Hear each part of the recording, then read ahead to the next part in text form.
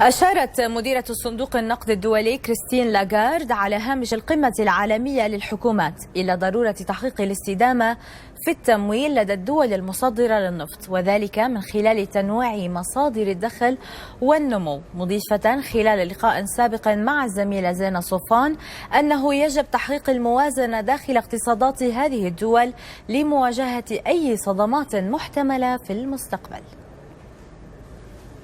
Madame Lagarde, you met here in Dubai with Arab finance ministers. For oil exporting economies, what did you sense was the main concern at the moment? I had the pleasure to meet with many of the finance ministers of the Arab world, some of whom are from exporting countries.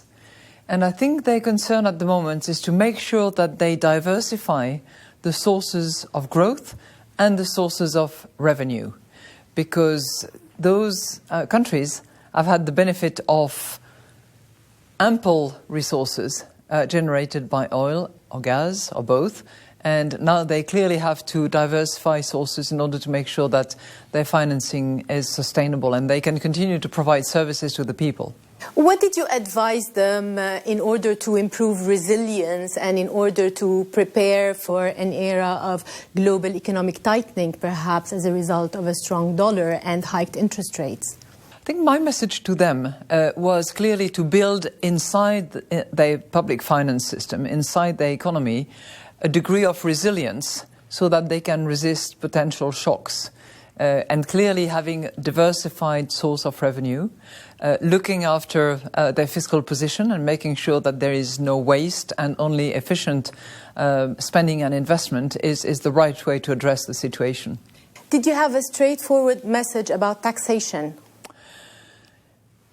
You know, taxation is one side of the equation. The other one is public spending. And I think that in times of fiscal discipline, you need to look at both sides.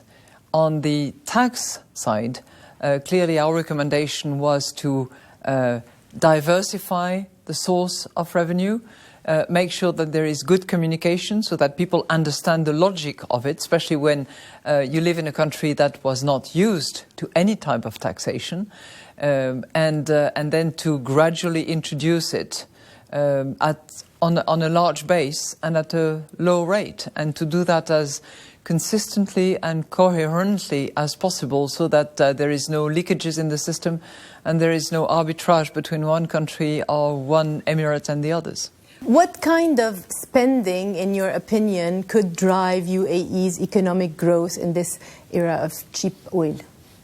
You know, the Emirates, and particularly where we sit at the moment, Dubai, but I think it's true of Abu Dhabi as well, have always recently had a policy of diversification. It's one of the few oil-producing countries that wants to celebrate the last barrel of oil to be extracted out of its territory. So that policy of diversification is clearly focused on the other resources, and that includes talented people, that includes a great hub, that includes fantastic infrastructure. And all those assets together, coupled with I think a general philosophy of innovation, disruption, moving the boundaries, is going to be the source of resources for this country and hopefully for the region further. If we look inside the Gulf also at Saudi Arabia, Madame Lagarde, Economic Vision 2030, some believe is overambitious. Others say it will all boil down to the execution manual. What is the IMF's view? Our view is that it doesn't hurt being ambitious. And what is going to be necessary is a focus on what are the priorities, what will be the most efficient way of implementing in order to leverage from each and every reform that is conducted. So prioritizing, implementing, sticking to the ambition and trying to reach the goals are clearly good approaches to the reforms that are being considered. If we move outside the Gulf and look at a country like Egypt that is going through a painful economic transition, we've seen headline inflation hitting 29.6% in January. Do you believe the worst is going to come before the better comes later?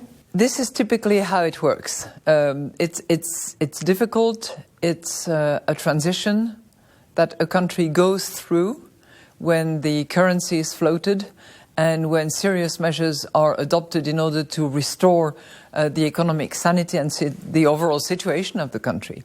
So hopefully once that is completed, the transition is done, then the country can bounce back. Inflation can come down and the country can again navigate and hopefully prosper with the structural reforms that need to be adopted in order to unleash the huge potential of Egypt and the Egyptian people.